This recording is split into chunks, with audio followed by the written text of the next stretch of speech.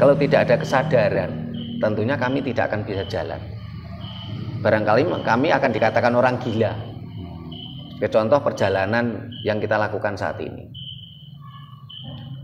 Kami butuh dana besar, mulai dari penerbangan Surabaya Medan, setelah itu dari Medan saya harus ke Langkat, ke Baworok, terus jalan darat sampai kemari. Apa yang kita cari? Katanya Mas Joni, wah bullshit kalau nggak dapat keuntungan katanya.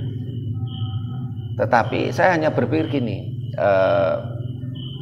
saya mencoba menjalankan sekiranya apa yang harus saya jalankan. Kami mencoba menapak tilas dan membuka pencerahan secara niskala itu dengan cara ritual, pencerahan secara skala nyata itu dengan cara begini ya, kondotakon seperti ini.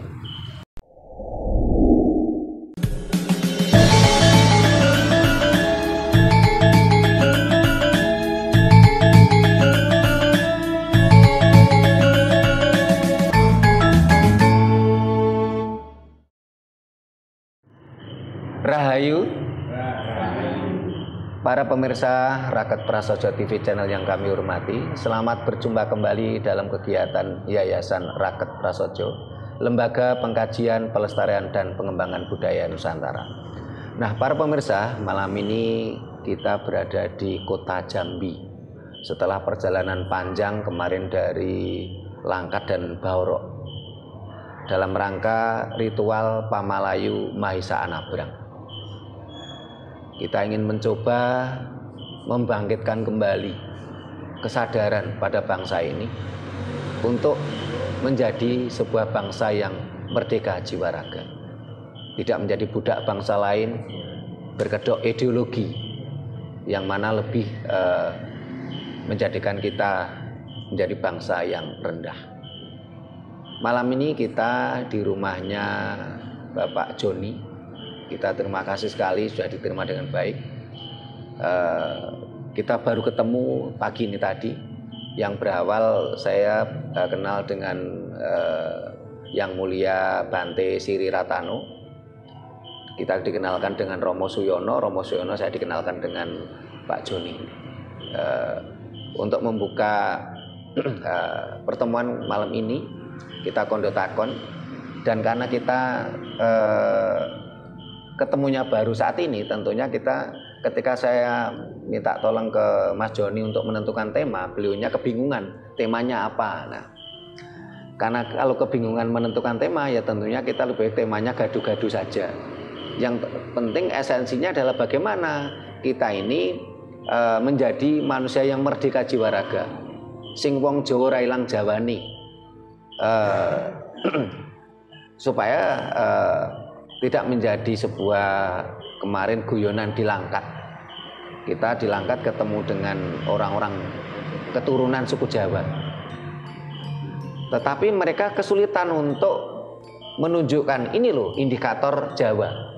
Sampai ada muncul istilah di Langkat kemarin itu orang mengatakan durian, tapi yang muncul itu cempedak gitu. Nah, mudah-mudahan di Jambi ini kalau saya cermati ini semua kan nampaknya kan orang Jawa, tidak tahu Jawa yang memang asli kelahiran Jawa, tidak tahu kelahiran Sumatera. Kita harapkan walaupun kelahiran Sumatera, tapi tetap muncul karakter Jawanya, karena Jawa sesuatu yang bersifat nilai, bersifat value, bukan sekedar teritorial dan sukuisme. Sehingga kami dari Langkat yang mengantar kami ke sini malah saudara kita orang Batak. Tapi ini tadi orang Bataknya masih, kata Pak saudara kita orang Batak masih ada kegiatan di luar, sebentar lagi paling datang. Ya. Inilah visi misi perjuangan kita. Kembalinya jati diri bangsa ini menjadi bangsa yang merdeka jiwa raga. Untuk memulai kegiatan kami minta untuk Mas Joni selaku tuan rumah untuk memberikan sambutan. Silakan Mas. Rahayu. Terima kasih Bapak Sutrimo, Bapak-bapak, ibu-ibu. Kami perkenalkan ini Bapak Sutrimo yang mengaku dari Kota Malang dan mengaku dirinya sebagai pelestari budaya Nusantara. Jadi kalau saya mengartikan kemarin beliau datang ke Jambi ingin napak tilas sejarah atau peninggalan leluhur yang ada di bumi Nusantara. Jadi intinya sih kalau menurut pembicaraan beliau ya yang Batak ya silakan jadi Batak, yang Jawa jadi Jawa, yang Dayak jadi Dayak. Tidak mengenal merek agama, yang penting menjadi manusia yang baik dan benar sesuai jati diri kita masing-masing. Dan untuk itu sebenarnya juga saya tidak tahu Pak maksud seperti apa, makanya saya mengundang Bapak Ibu semua. Mohon maaf atas mengganggu waktunya dan terima kasih telah hadir di sini. Untuk selanjutnya kami serahkan lagi kepada Romo Sutrimo. Terima kasih. Rahayu, rahayu, rahayu. Rahayu, rahayu. Terima kasih Mas Joni sambutannya. Terima kasih kami datang di sambutan mulai dari orang Jawa itu kalau ada tamu kan gupuh, aruh, lungguh, suguh ini lengkap yang kami terima dari Mas Joni ini. Bagi nanti untuk kondotakon terkait tentang ketika bicara tentang Jawa ini karena kalau tema kemarin dilangkat di Perbaungan ini kan mereka masih ingin tahu Jawa itu apa. Nah, untuk sebagai prolog saja supaya selanjutnya nanti moderatornya Pak Saring. Ketika bicara Jawa ini saya kasih prolog ya. Ketika bicara Jawa itu ada 3 hal. Yang pertama adalah spirit of Java, jiwa Jawa. Apa sih makna Jawa sebenarnya? Karena selama ini Jawa diartikan sukuisme, diartikan teritorial ya. Kalau Jawa diartikan sukuisme tentunya anggota kami dari Yayasan Reket Prasojo itu hanya terdiri dari orang-orang suku Jawa atau keturunan Jawa. Tetapi tidak. Untuk anggota kami banyak orang Batak, orang Dayak, orang Buton ya, dan suku-suku lain. Tetapi kita memiliki pemandangan yang sama. Kita punya pandangan yang sama, kita punya pemikiran yang sama. Bagaimana bangsa ini harus bangkit, harus sadar, tercerahkan dan bangkit menjadi manusia yang merdeka jiwa raga. Karena sebagai contoh ini kita lakukan ritual Pamalayu Mahesa Arema. Pada masa kerajaan Singasari kita menguasai Asia Tenggara. Pada masa kerajaan Majapahit dari bukunya Profesor Mulyono dan Profesor Muhammad Yamin, Majapahit ini menguasai sepertiga dunia. Tetapi kenapa akhir-akhir ini bangsa kita malah menjadi bangsa yang budak dari bangsa lain yang dengan kedok dalih sebuah keyakinan atau ideologi.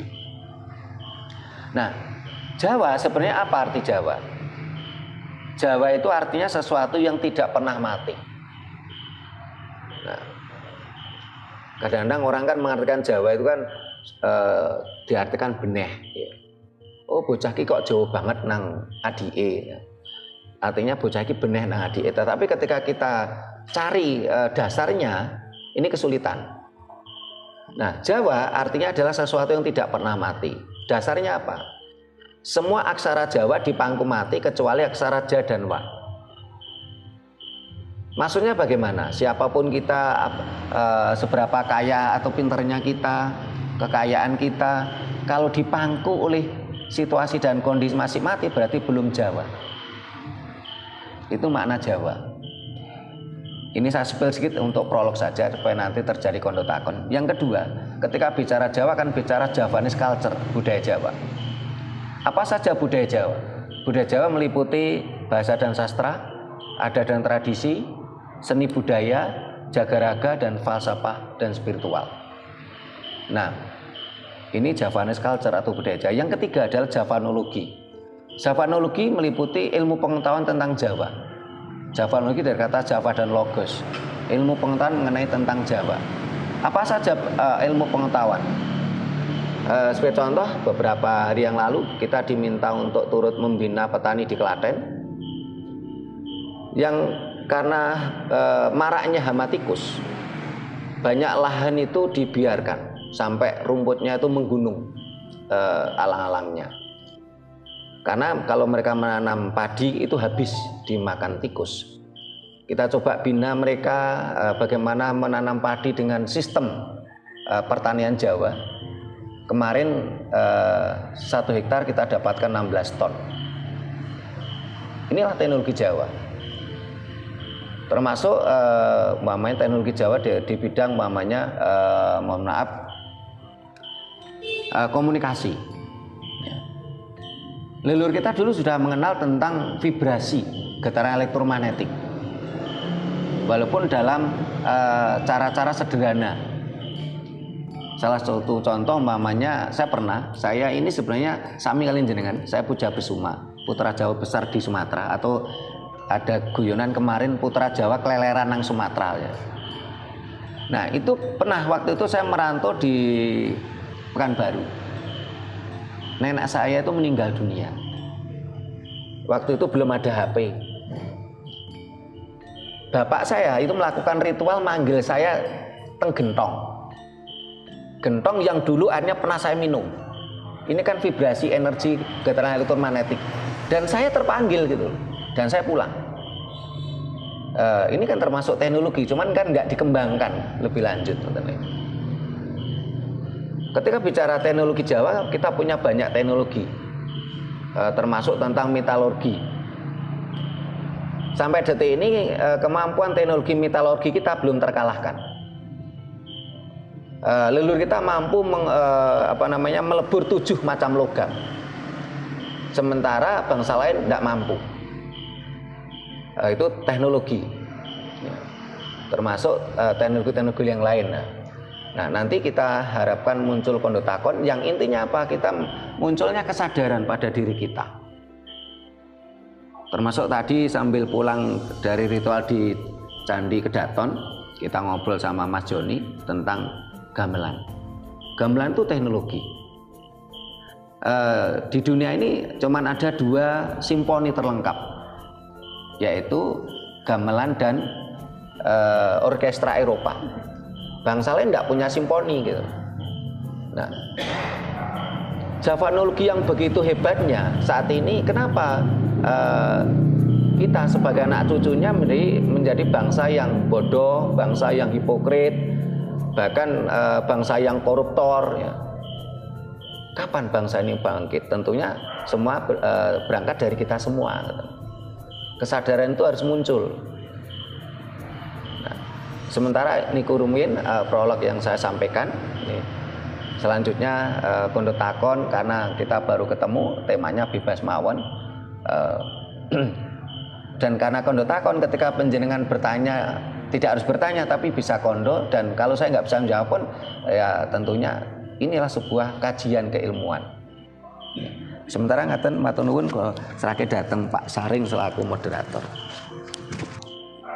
Rahayu, Bapak Ibu sekalian yang saya hormati, luar biasa. Artinya ketika kita ingin memunculkan kesadaran ada dalam diri kita, tentunya kesadaran yang baik, kesadaran yang konotasinya untuk kesejahteraan Nusantara begitu.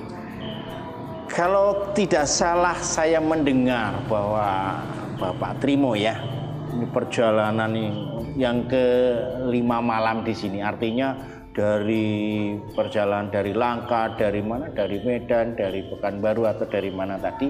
Nah, ini perjalanan yang ke-5 harinya, 5 malam di sini di Kota Jambi. Kalau kita simak dari prolog dari Pak Trimo tadi, menarik bahwa kita diajak untuk memunculkan motivasi, memunculkan kebajikan, memunculkan kesadaran pada diri kita untuk perkembangan Nusantara ini. Terlepas dari masalah agama dan sebagainya, bahwa kita diajak untuk itu. Oleh sebab itu, Bapak Ibu Saudara sekalian yang berbahagia pada malam hari ini, ada enggak tadi kita bahwa kita ada acara kondotakon, artinya bahwa kita boleh ngomong, boleh bertanya, boleh dijawab juga boleh tidak, karena konotasinya kondotakon begitu. Silakan kepada Bapak Ibu sekalian, barangkali ada yang ditanyakan kepada Pak Trimo, tamu kita malam hari ini. Silakan. Atau untuk pembukaan ini Pak Trimo ya. Untuk pembukaan bahwa pada kerajaan Singasari dulu yang konotasinya, yang kalau tidak salah saya mendengar tadi, bahwa Bapak ini membawa misi untuk membangkitkan motivasi yang siapa tadi namanya itu? Maesa Anabrang. Maesa Anabrang. Nah ini kira-kira apa sih yang bisa kita toladani oleh bangsa ini, oleh rakyat Nusantara ini terhadap tokoh ini gitu loh. Dan kalau boleh saya tahu kiprahnya itu bagaimana gitu pada perkembangan pada kerajaan Singasari dulu gitu. Terima kasih Pak Saring selaku moderator. Saya sangat prihatin sekali ya, karena generasi bangsa ini saat ini tidak lagi mengenal siapa tokoh leluhurnya. Mereka lebih mengenal malah tokoh leluhurnya bangsa lain. Mulai bangsa Eropa, bangsa Arab, mereka tahu leluhur bangsa Arab, bangsa Eropa, tapi mereka malah tidak mengenal tokoh leluhurnya sendiri. Ini yang kita prihatin. Siapakah Maesa Anabrang? Maesa Anabrang memiliki nama lain yaitu Kebu Anabrang. Nama lain juga memiliki nama yaitu Mahesa Arema. Siapakah Maesa Anabrang? Maesa Anabrang adalah Panglima Angkatan Laut Kerajaan Singasari. Beliaulah yang mampu mempersatukan Asia Tenggara. Bahkan saat ini pasukan khusus ke negara Filipina ini yang dipakai ilmu bela dirinya itu bela diri Sondong atau Sundang, yang guru besarnya adalah Maesa Anabrang. Sayangnya di Indonesia saat ini bahkan TNI Polri kita itu tidak lagi menggunakan ilmu bela diri leluhur kita sendiri. Mereka menggunakan judo, karate yang notabene bukan milik kita. Padahal kalau kita bicara tentang ilmu bela diri, tadi kan budaya itu kan ada 5. Javanese culture yang pertama, bahasa dan sastra, adat dan tradisi, seni, jagaraga. Jagaraga itu juga meliputi ilmu bela diri dan juga meliputi pengobatan, jagaraga. Karena tentunya kalau bangsa kita tidak menguasai ilmu jagaraga, entah bela diri ataupun pengobatan, tidak mungkin kita mampu mempersatukan Asia Tenggara. Ya. Kalau ilmu pengobatan kita tidak hebat, bagaimana umpamanya tentara Singosari itu maju perang terus dia terluka? Bagaimana? Tidak mungkin kan yang akan terjadi. Tentunya ilmu pengobatan pada waktu itu sudah luar biasa. Nah, kembali ke Maesa Anabrang tadi. Jadi, ilmu bela diri tersebut tentunya bukan ilmu bela diri sembarangan kalau negara Filipina sampai detik ini masih pakai itu. Sementara TNI Polri kita sudah tidak lagi pakai itu. Yang dipakai malah ilmu bela diri luar. Ketika saya cermati ilmu bela diri judo, karate, ini cenderung hanya mengandalkan tenaga, judo, karate dan sejenisnya tadi. Tetapi kalau ilmu pencak silat ya, terutama Sondong atau Sundang itu yang pernah saya lihat, ini adalah sejenis tarian yang bertenaga. Nah, perbedaannya di situ. Jadi kalau silat ini adalah tarian yang bertenaga. Karena bagaimana juga leluhur kita nampaknya ini sudah paham betul, manusia itu adalah sumber energi elektromagnetik sebagai mikrokosmos, jagat cilik. Sementara alam semesta sebagai makrokosmos ini juga merupakan energi tersendiri. Karena itulah mulai zaman dulu leluhur kita paham betul kalau makrokosmos itu memiliki energi tersendiri, sehingga mereka kadangkala ada sesajen di pohon, di mata air, di batu dan sebagainya, yang mana oleh ajaran Dayong yang tidak paham ini kan dikiranya menyembah pohon. Tapi sebenarnya bukan menyembah pohon, ini adalah sinergitas. Nah, ini adalah kunci dari ilmu bela diri Sondong yang diajarkan oleh Maesa Arema tadi. Dan kita sayangkan ya, anak-anak kita malah sudah tidak tahu siapa Maesa Arema atau Maesa Anabrang tadi. Padahal karena beliaulah dulu Asia Tenggara ini bersatu, termasuk daerah sini di daerah Jambi Karena dulu kan setelah Sriwijaya surut kan kerajaan pindah di Dharmasraya.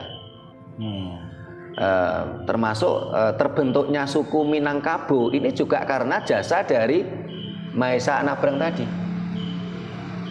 Dengan akhirnya menjadi cerita rakyat Minangkabau, Minangkabau, menang adu kerbu. Ini sosok dari Mahesa Anabrang tadi. Ya. Ada Mbak. Baik, mungkin Bapak Ibu sekalian sudah ada inspirasi dari jawaban tadi atau silakan untuk ditanyakan. Kalau memang ada yang kondo takon kan gitu ya. Gitu. Monggo.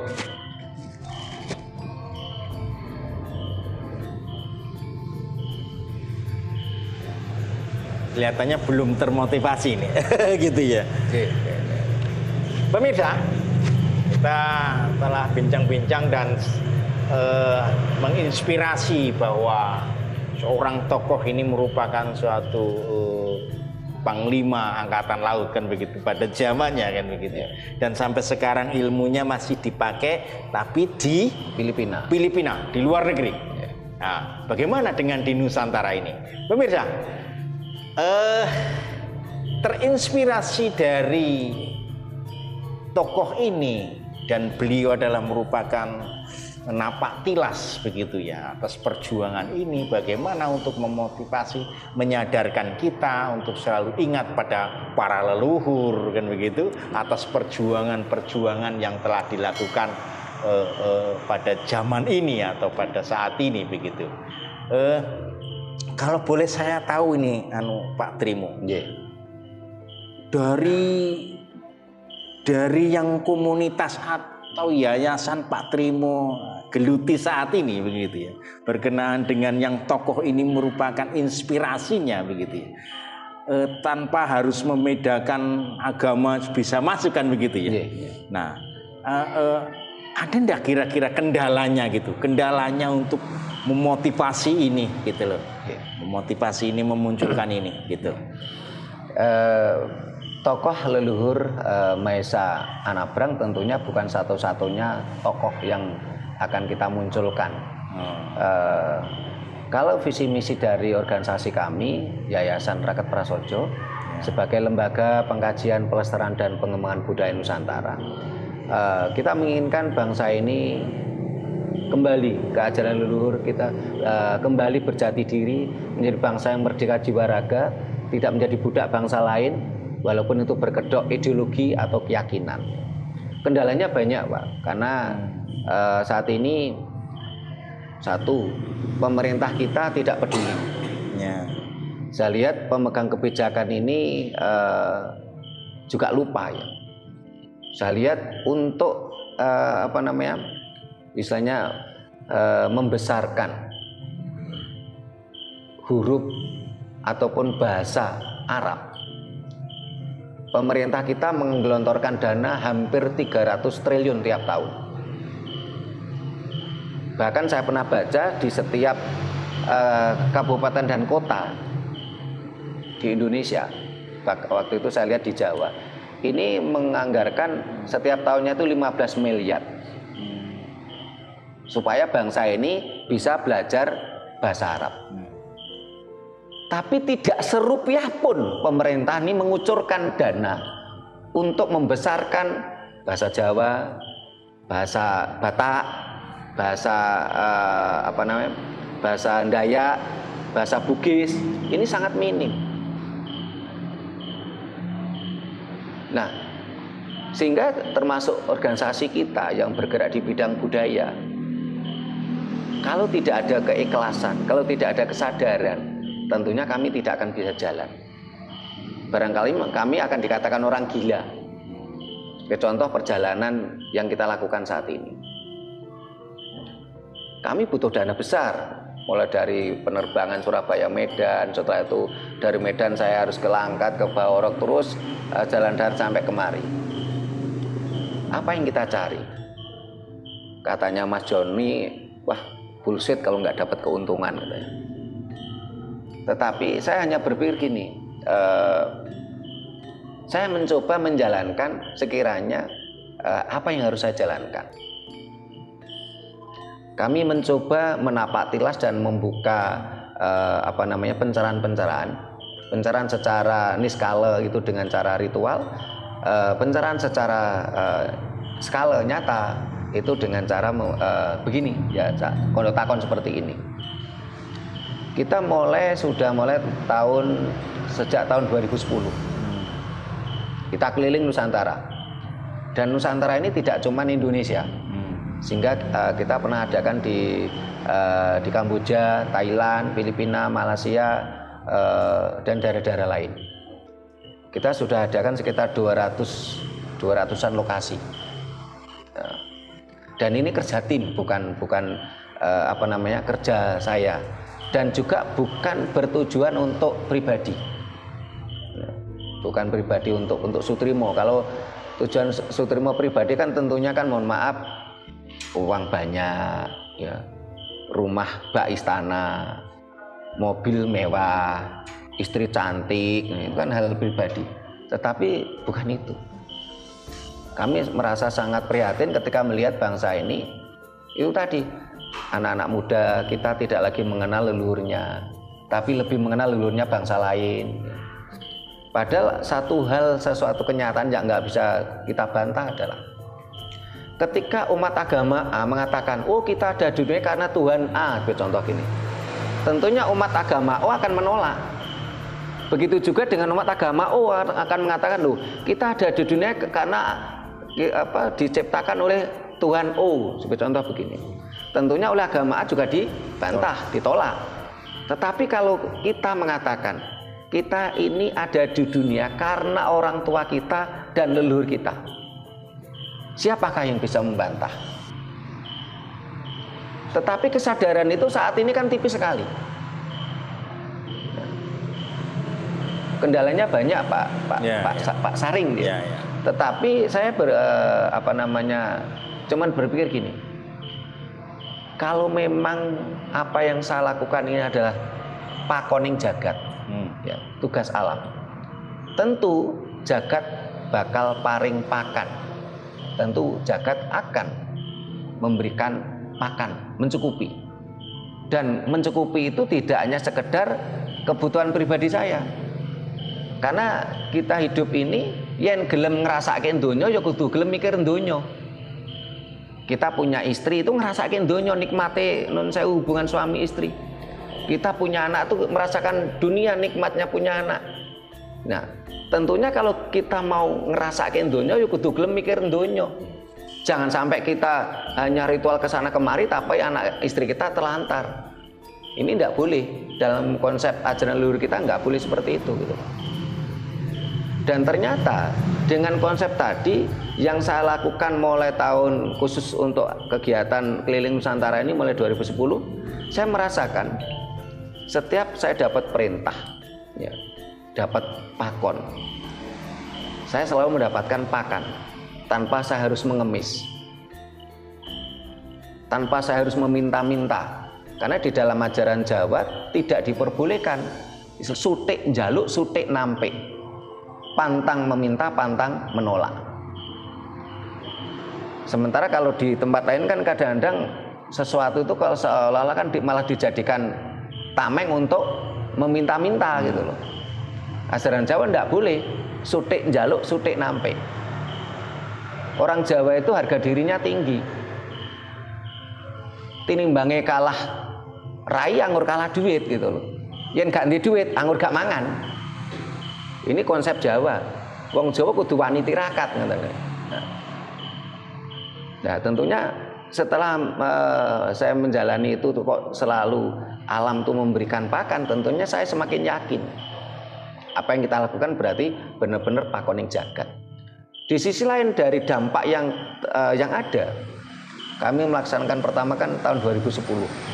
Pada waktu itu saya lihat kesadaran itu belum begitu banyak. Bahkan ketika saya memulai perjuangan ini, organisasi kami berdiri tahun 95 dan saya memulai siaran di radio dan televisi untuk memberikan pencerahan. Waktu itu belum ada yang berani ngomong tentang hal semacam ini di publik, apalagi pada waktu itu masa zaman Orde Baru kan tekanan begitu kuat ya. Nah, sementara akhir-akhir ini saya lihat kan kesadaran luar biasa. Saya kemarin di Langkat ketemu anak-anak muda yang pemikirannya juga mulai tercerahkan, tidak lagi mau mabuk dogma. Terus kemarin di Perbaungan di Serdang Bedage juga sama. Terus tadi pagi saya di rumahnya Mas Joni itu juga saya lihat anak muda. Mas Joni masih muda di bawah saya. Terus tadi ada Mas Bambang juga masih muda.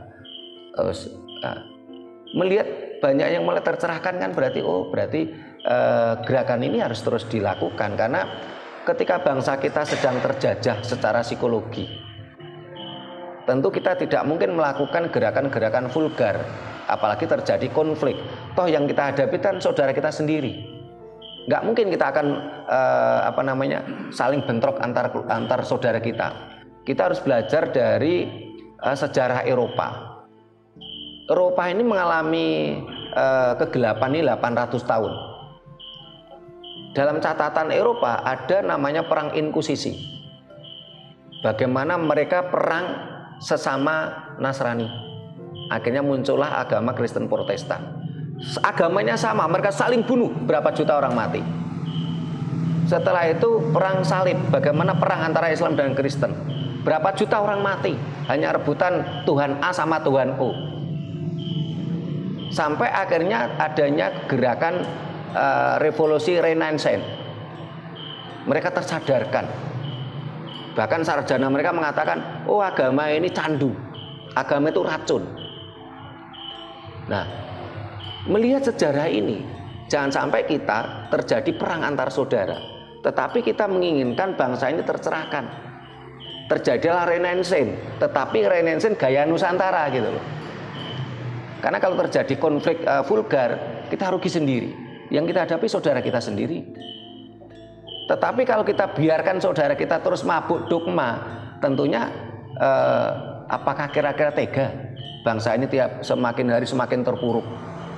Saat ini aja dari survei CNN, ID News ya, bangsa ini termasuk 11 negara yang terkorup. Bangsa ini termasuk 11 negara yang hipokrit. Bangsa ini termasuk 11 negara yang kotor. Nah, apakah kita tega meninggalkan untuk keturunan kita hal-hal semacam itu? Tentunya jawabannya kan ada pada kita semua. Kalau nggak tega, ayo berjuang untuk penyadaran. Kalau Anda tega ya sudah, karena itu kan munculnya kan harus kesadaran dari hati nurani masing-masing. Dulu zaman Majapahit negara kita kan negara kertagama.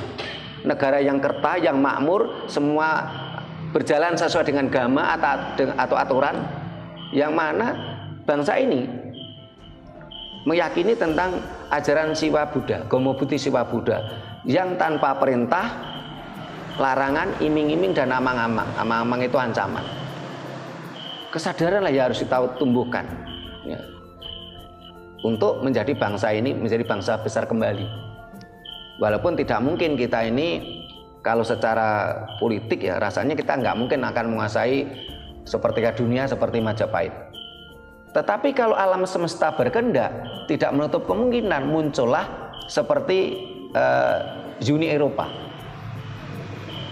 Karena merasa saat ini kemarin kan seperti Thailand, Kamboja, Malaysia kan sudah merasa mereka juga bangsa Nusantara.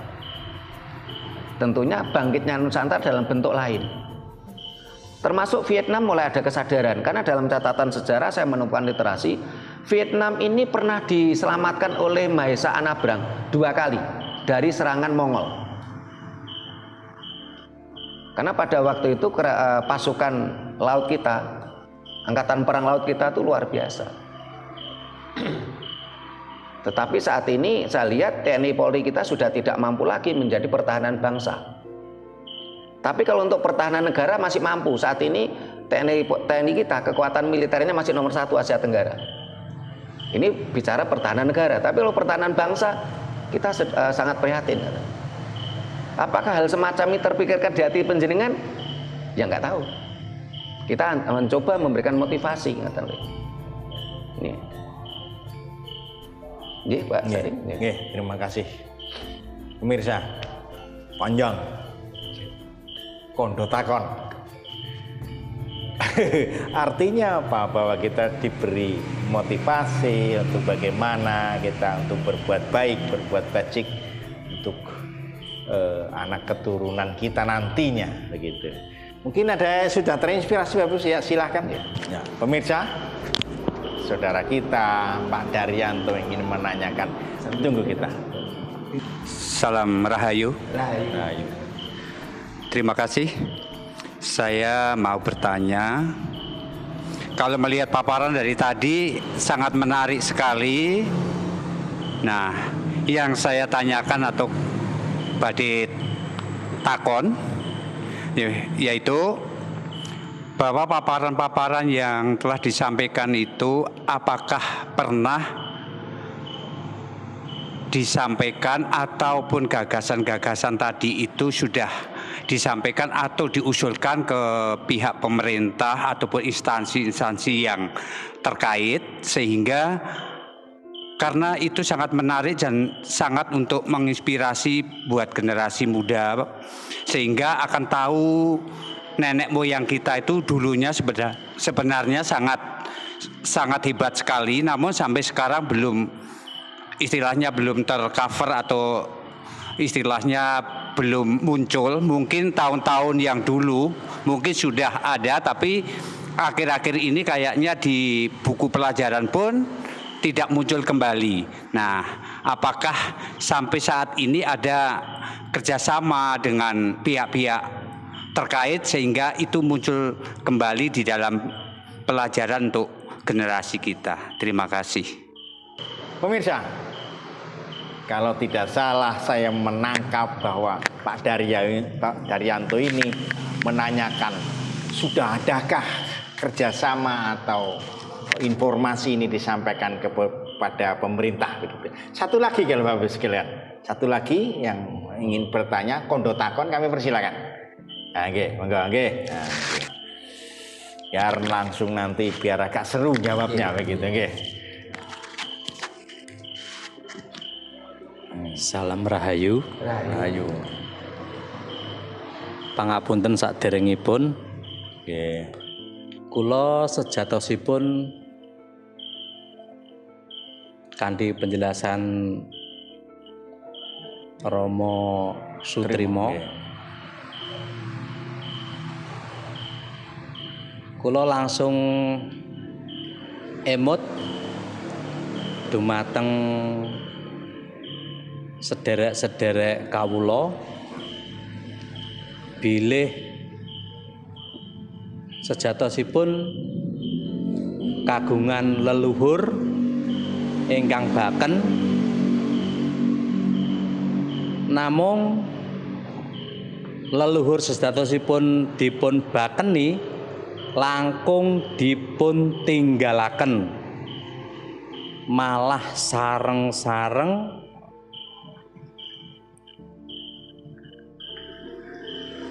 tilik wonten makom. Setunggal kalih tiga sekawan gangsal 7 8 9. Lah menika menurut pamanggih Romo Sutrimo kados pundi kejadian menika? Soale mboten wonten Jawi, mboten wonten Sumatera,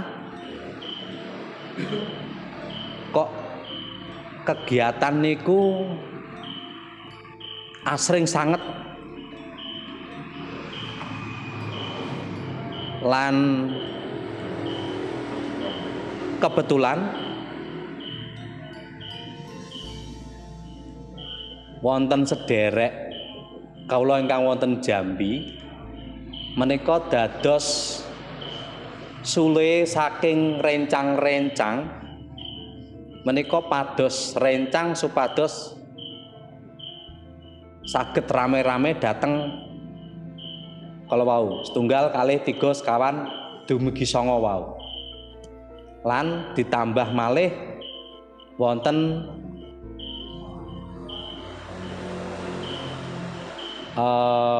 panggenan sing sejatosipun mboten enten kaitane kalih leluhur. Kok saged-sagete pitados saestu menawi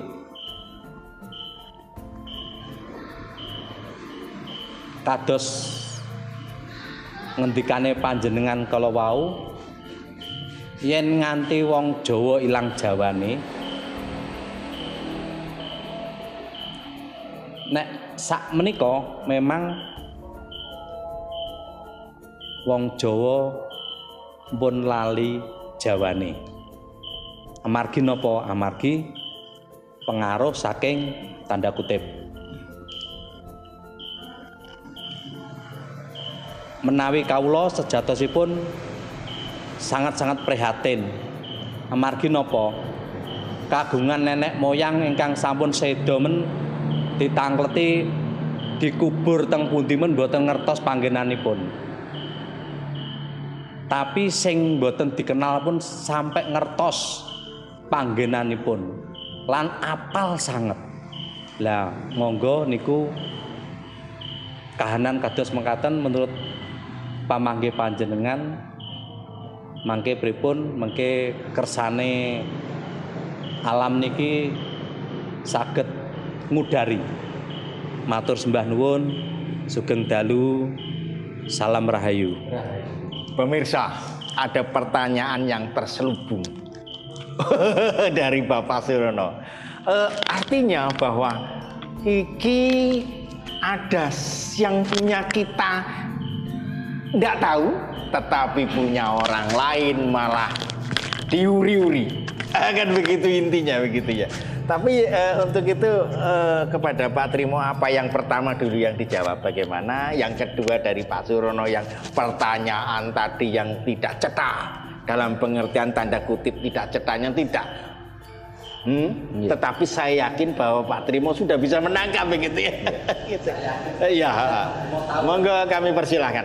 Terima kasih. Memang dogma itu mematikan nalar. Ini yang kedua dulu nih ya? Iya, biar urut. Biar urut, oh gitu, siap. Okay. Jadi dogma itu mematikan nalar. Jadi ketika suatu bangsa itu mabuk dogma, ya nalarnya lemah. Sehingga hampir semua tadi yang saya katakan dari penelitian ID News, CNN, ya, dari 11 negara yang terkorup, terkotor, terhipokrit, ini semua adalah negara-negara yang bangsanya mabuk dogma, mabuk agama. Jadi dogma itu mematikan nalar. Jadi kalau bangsa itu mabuk dogma, ya nalarnya lemah. Nah, ketika nalarnya lemah, ya otomatis dia akan melupakan siapa dirinya. Kalau melupakan siapa dirinya, otomatis melupakan leluhurnya. Wong dirinya sendiri aja dia lupa kok. Ya. Sehingga itu menjadi salah satu keprihatinan kita.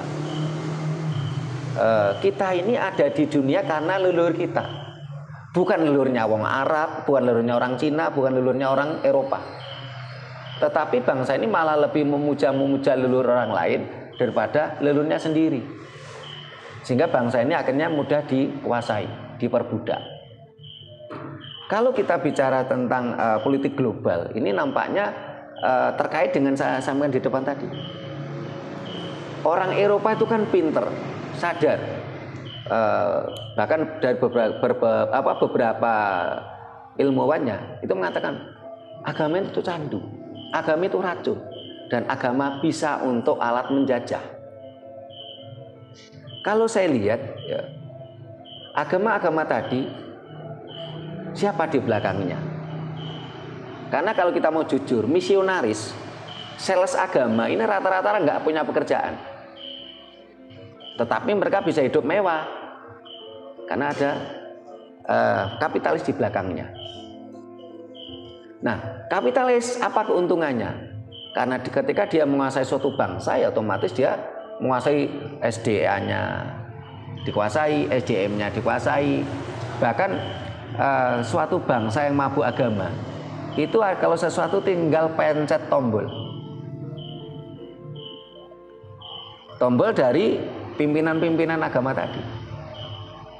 Ini keterpurukan. Sehingga bagaimana kita menghadapi itu? Salah satunya adalah dengan cara-cara kita memberikan pencerahan seperti hari ini. Jadi tadi saya katakan dua hal yang kita lakukan. Satu, kita mencoba melakukan gerakan merubah mindset, framing lewat gerakan niskala. Dengan kita ritual, kita membangkitkan energi leluhur, atau bahasa lainnya itu membuka portal alam. Ya. Di sisi lain kita melakukan pencerahan dengan cara sarasan-sarasan seperti ini. Tetapi tentunya kita berharap yang hadir ini pun juga mau bergerak untuk mencerahkan teman-teman kita, saudara kita, minimal keluarga inti kita. Karena jangan sampai ya kita ini nanti yang seperti diceritakan Pak Surono tadi gitu.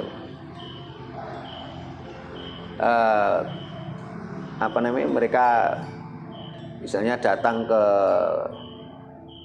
kuburan-kuburan yang sebenarnya mereka tidak ada hubungannya. Tanpa kuburan-kuburan tadi, dia tetap lahir. Tapi kalau tanpa leluhurnya, dia tidak mungkin ada di dunia ini. Termasuk perilaku ini yang sampai ke luar negeri. Bahkan terakhir saya baca dari pernyataan mantan Wapres kita, untuk menuju ke sana itu disubsidi pemerintah 50%. Sehingga tadi saya katakan demi membesarkan budaya yang satu ini, negara kita mengeluarkan dana dari APBN dan APBD itu 300 triliun setiap tahun. Nah, karena pemegang kebijakan, ya, dalam hal ini pemerintah, dikatakan oknum kok banyak orang, ya, mereka tidak mampu membedakan dirinya sebagai pejabat publik dan dirinya sebagai personal.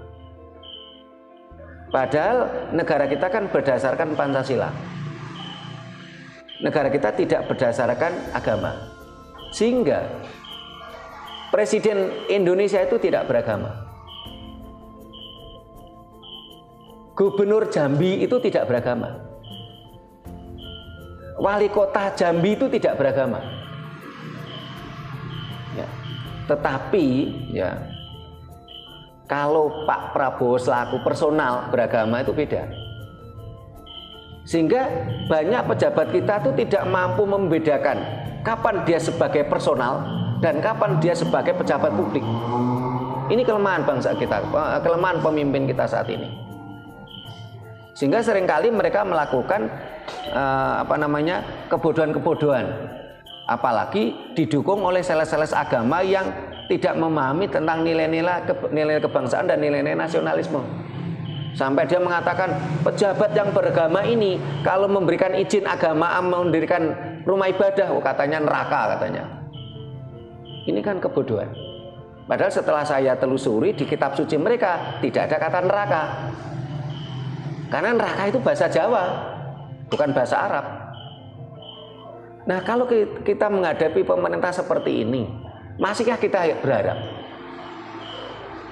Kan rasanya kan istilahnya sesuatu yang mustahil gitu. Kalau kita masih berharap dengan oknum-oknum seperti ini. Tetapi kita juga pernah mencoba, ya. Kita melakukan berbagai gerakan-gerakan yang hasilnya dulu hasil dari kajian-kajian kita ini kita berikan kepada pemerintah terkait, instansi terkait, tidak ada tanggapan. Bahkan kita mengadakan gerakan yang lebih besar.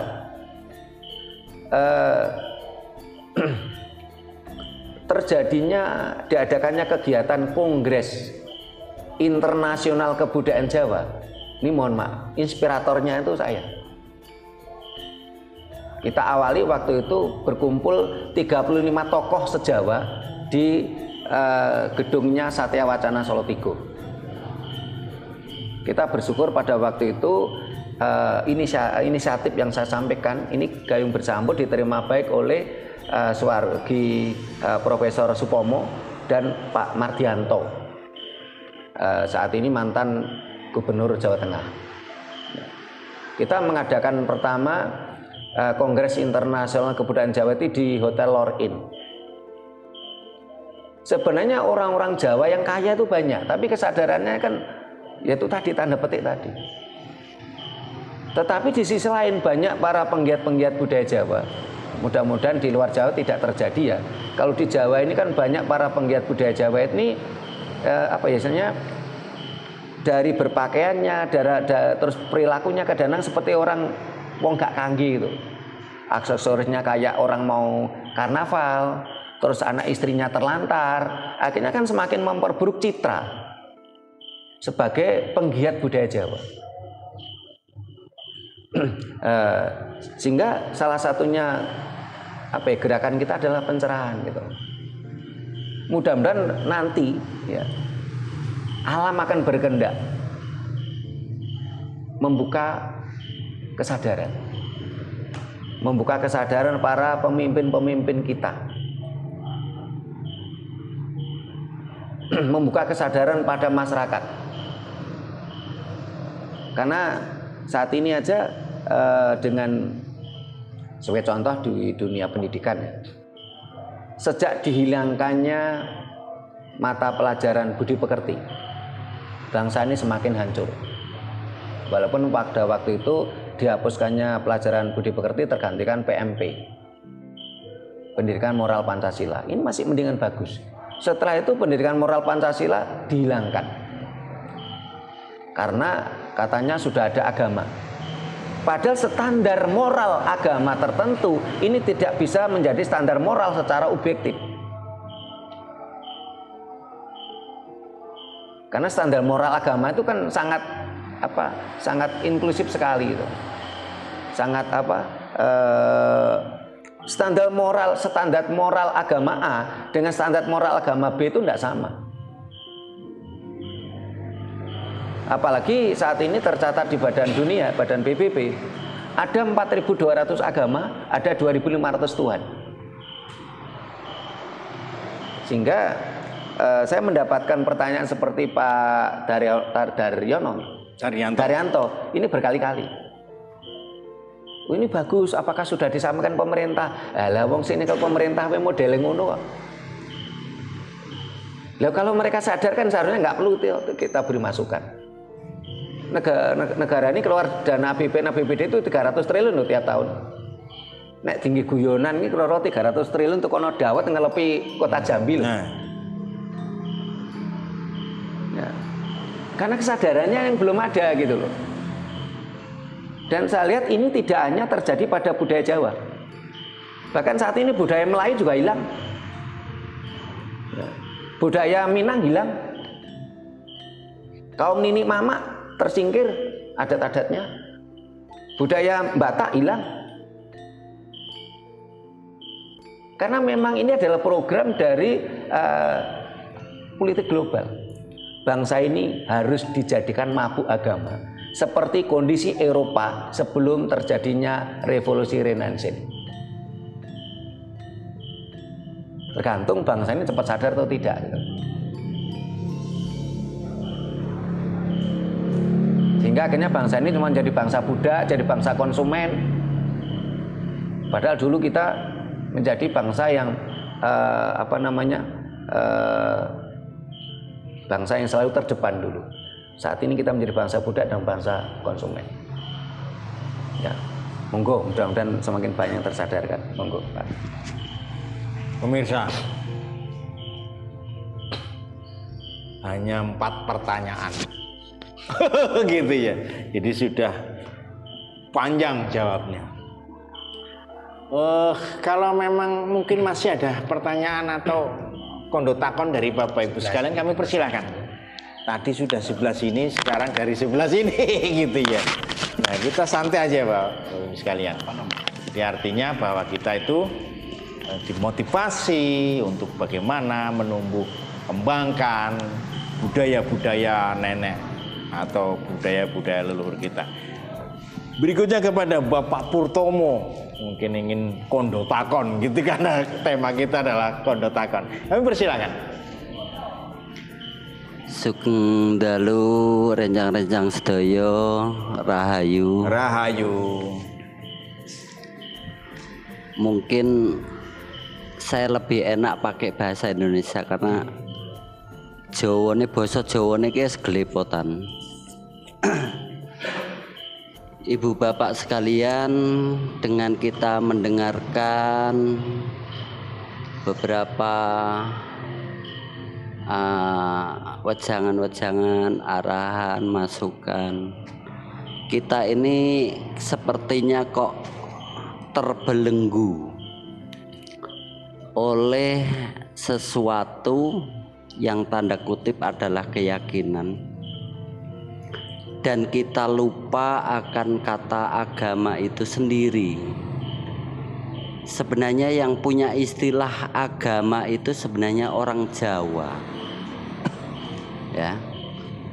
Jadi kata agama ini memang itu bahasa Sanskerta Jawa kuno. Di luar negeri itu tidak mengenal istilah agama. Jadi agama itu ada di Indonesia, dan itulah budaya Nusantara kita. Kita lupa dengan itu. Jadi sesungguhnya agama ini, kalau saya mengingat cerita itu, agama ini sebenarnya sebuah istilah. Seseorang itu harus datang mempelajari ajaran ingkang adiluhung, diresapi, diselami, dan dilaksanakan di dalam kehidupan sehari-hari. Jadi kita sekarang ini sepertinya lupa sama dirinya sendiri. Itu. Jadi yang saya tahu, namanya agama inilah kita harus menyatukan diri kita kepada alam semesta ini, dan kita akan tahu dengan sendirinya, dengan sesungguh-sungguhnya, kita ini berasal dari mana, kita ini dari siapa. Itu susah untuk dijelaskan dengan kata-kata kepada orang lain, ya. Makanya tadi saya katakan kita ini terbelenggu oleh tanda kutip agama itu tadi.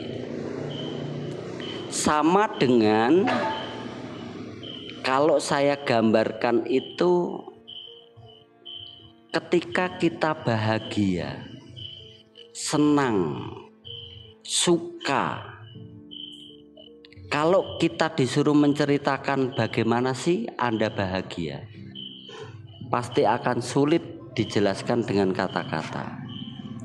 Nah, itulah ketika seseorang itu mempelajari, datang mempelajari ajaran ingkang adiluhung, menyelami, mempraktekkan, menghayati di dalam kehidupan sehari-hari, maka kita akan tahu dengan sendirinya, saya itu siapa, saya itu dari mana. Itu sesungguhnya.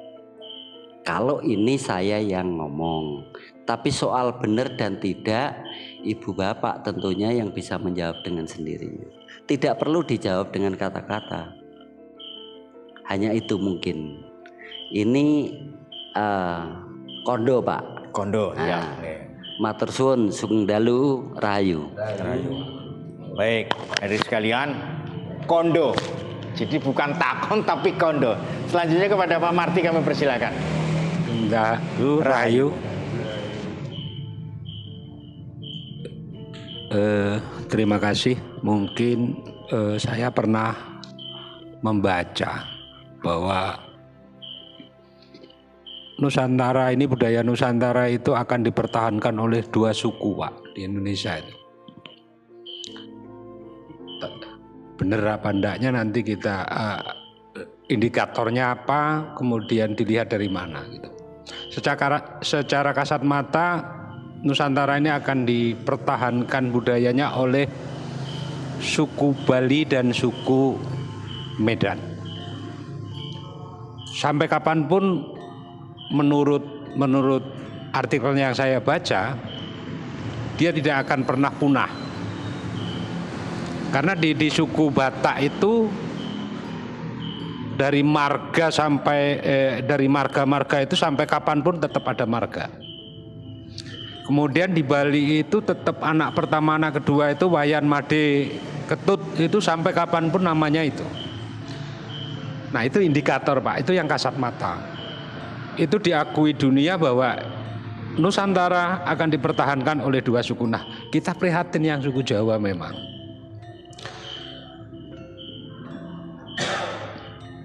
Jawa memang tidak akan pernah mati Pak. Tapi secara kasat mata, secara kenyataannya dia akan punah secara berlahan apabila kita meninggalkannya. Nah, kita bisa lihat dari sejarah atau apa ya, yang kasat mata aja. Mungkin anak-anak kita aja dengan bahasa Jawa sudah enggak ngerti gitu Pak. Nah ini mungkin yang PR kita atau yang harus kita kerjakan bagaimana untuk nah ini pengaruhnya memang banyak sekali Pak, tantangannya banyak sekali. Apalagi kita hidup di Jambi ini, tantangannya yang jelas lingkungan karena tidak pernah menggunakan bahasa Jawa gitu. Tapi kalau umpamanya bahasa Jawanya di rumah aja, di luar tidak pernah pakai bahasa Jawa, cuma taunya itu gratul gitu. Nah, memang kita prihatin dan tantangan kita itu luar biasa. Kita nggak bisa ya hanya bisa menunggu alam gitu. Menunggu alam, kapan sih kita mau bangkit gitu. Kapan sih sebenarnya Jawa itu tidak akan pernah hilang Pak. Budaya Jawa juga tidak akan pernah hilang, tapi itu secara kasat mata tidak bisa dilihat gitu. Tapi kalau yang Batak dan Bali itu sampai kapanpun mereka tetap kasat mata. Itu terima kasih. Rahayu. Rahayu. Pemirsa, yang satu itu kondo kan gitu. Yang kedua ini juga kondo sesungguhnya, tapi mungkin ada makna takon begitu ya. Tapi oleh sebab itu kami persilakan kepada Pak Trimo untuk menjawabnya. Terima kasih Pak Moderator, Pak Sarip. Jadi kalau bicara agama memang saat ini, mohon maaf, KBBI itu menyesatkan kita Pak. Kamus Besar Bahasa Indonesia itu menyesatkan kita kalau kita bicara agama. Karena dalam bahasa Jawa kuno, agama itu kan aturan, a tidak. Tetapi oleh KBBI kan agama diartikan a tidak, agama itu kacau. Yang dimaksud oleh KBBI adalah supaya orang yang beragama itu hidupnya tidak kacau. Ini kan menyesatkan dari makna bahasa aslinya gitu loh. Karena kalau bahasa Jawa kuno, a itu tidak, agama itu aturan. Sehingga ada negara kertagama, serat asmaragama, ya agama itu aturan. Ajaran Jawa sendiri itu adalah ajaran Jawa itu Gomo Buddhi Siwa Buddha. Agama itu aturan. Ya. Tetapi nampaknya alam itu membuktikan Pak, alam itu. Kalau dalam pengertian Jawa kuno, agama itu kan a tidak, agama aturan, berarti kan tidak beraturan. Dan fakta saat ini adalah orang-orang yang beragama itu tidak tahu aturan malahan. Walaupun KBBI itu mengartikan beda ya, agama diartikan a tidak, agama itu kacau. Ya, sementara arti sebenarnya dalam bahasa Jawa kuno itu a tidak, agama itu aturan. Jadi orang yang tidak beragama ya, mohon maaf, orang yang beragama itu orang yang tidak tahu aturan atau orang yang kacau. Buktinya apa? Banyak orang-orang yang beragama teriak Tuhan, tapi dia membunuh orang lain. Dia berteriak Tuhan, dia merusak rumah ibadah orang lain. Dia berteriak Tuhan, melarang orang lain beribadah. Berarti kan ternyata alam membuktikan kepada kita semua kalau arti agama ini tetap sesuai dengan bahasa Jawa kuno. A tidak, agama itu aturan. Jadi orang yang beragama orang yang tidak tahu aturan. Coba renungkan, masuk sambil menyebut nama Tuhan kok membunuh, menyebut nama Tuhan merusak rumah ibadah tempat lain. Ini kan ini alam loh yang membuktikan. Ya. Nah, Kalau kita semua tersadarkan kembali ke ajaran leluhur dulu, Gama Budi Siwa Buddha. Gama itu aturan, Budi itu kesadaran, hati nurani. Siwa, bahasa Jawa kuno Siwa itu artinya adalah angkasa. Buddha dalam bahasa Jawa kuno artinya adalah Ibu Pertiwi. Ajaran Jawa adalah ajaran Ibu Pertiwi Bopo Angkoso, yang sampai detik ini masih ada banyak pengikutnya. Salah satunya apa? Walaupun KTP ini agama ABCD, dalam kurun waktu tertentu nggawe jenang abang putih. Itu kan Siwa Buddha. Tes abang seko biang, tes putih seko bopo, itu kan Ibu Pertiwi Bopo Angkoso. Jadi ajaran Jawa itu tidak pernah punah sebenarnya. Cuman banyak yang orang tuh gamane mau pasang bendera tidak berani gitu loh.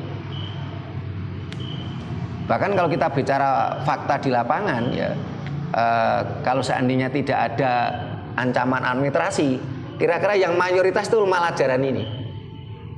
Cuman karena ada sanksi administrasi, akhirnya kan mereka ketakutan.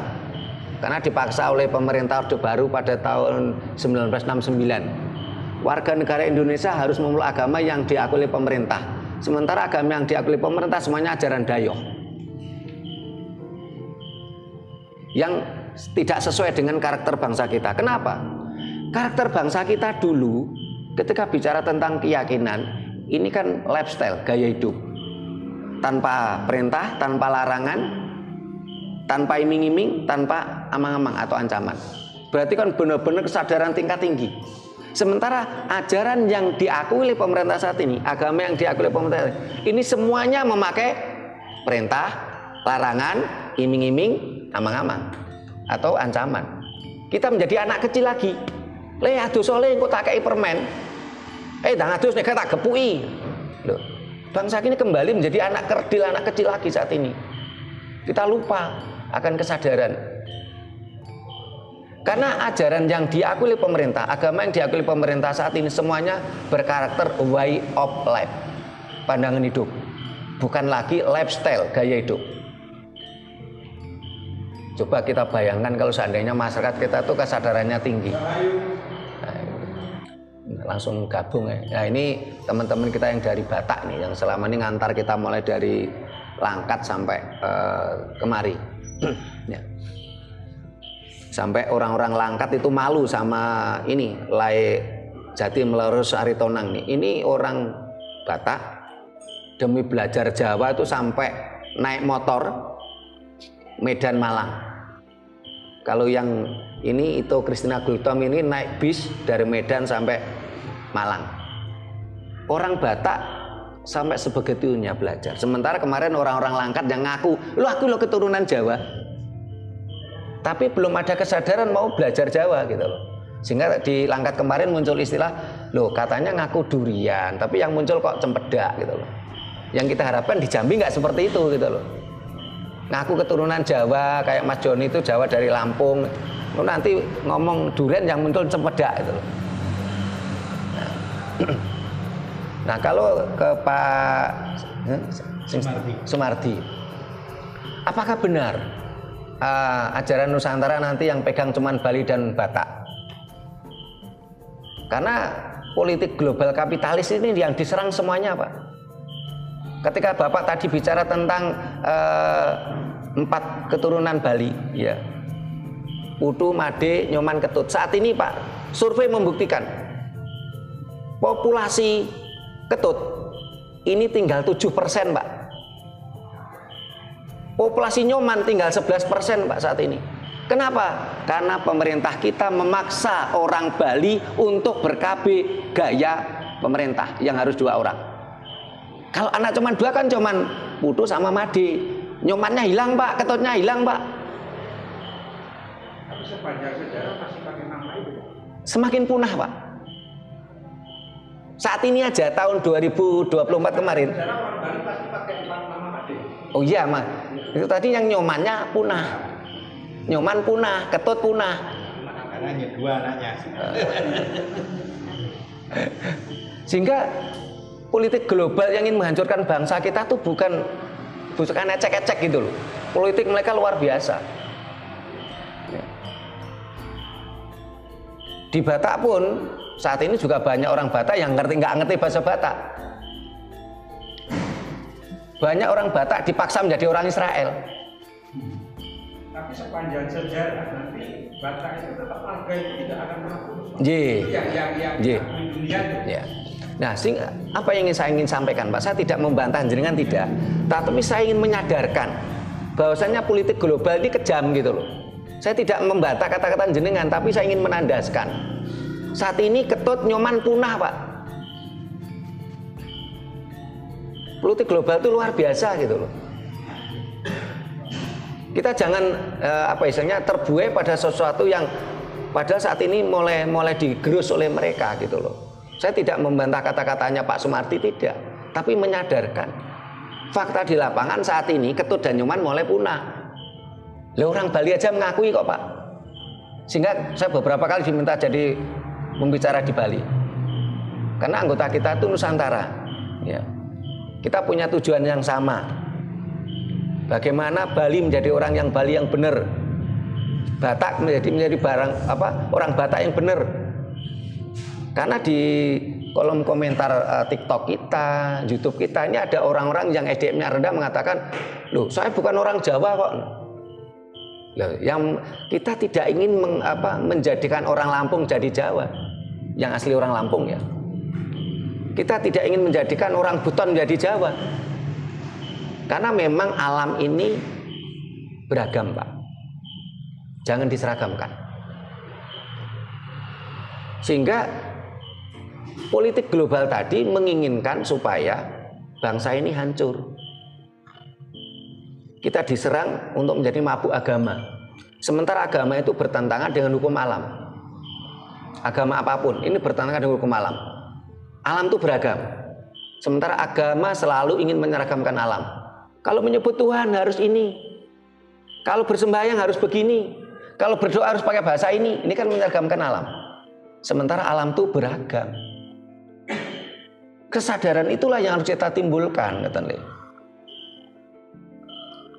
ya mudah-mudahan mulai dari yang hadir ini kita sadar.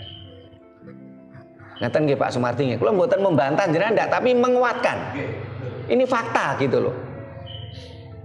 Lah orang Bali aja ngakui kok Pak. Kalau saat ini Ketut dan Nyoman tuh mulai punah Pak. Gara-gara pemerintah memaksa orang Bali KB 2 anak cukup. Pemirsa, setelah berbagai macam pertanyaan dan Kondo Takon tadi menyimpulkan bahwa kita secara tidak langsung kita ditumbuhkan untuk memiliki kesadaran kita bahwa kita adalah manusia yang berbudaya. Artinya ingat dengan para leluhur, atas perjuangan para leluhur, dan tidak lupa dengan para leluhur.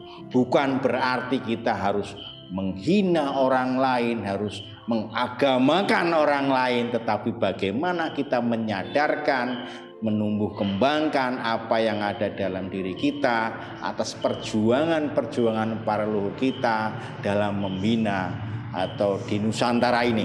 Pemirsa, saya pikir ini sudah banyak yang kita cerna, dan mudah-mudahan kita terinspirasi oleh dari Bapak Trimo yang jauh-jauh dari Malang gitu ya, datang ke Jambi untuk menginspirasi kita bagaimana kita menumbuh kembangkan tentang budaya Nusantara ini. Saya pikir itu. Terima kasih atas perhatian dan mohon maaf atas segala kesalahan. Rahayu. Rahayu. Terima kasih.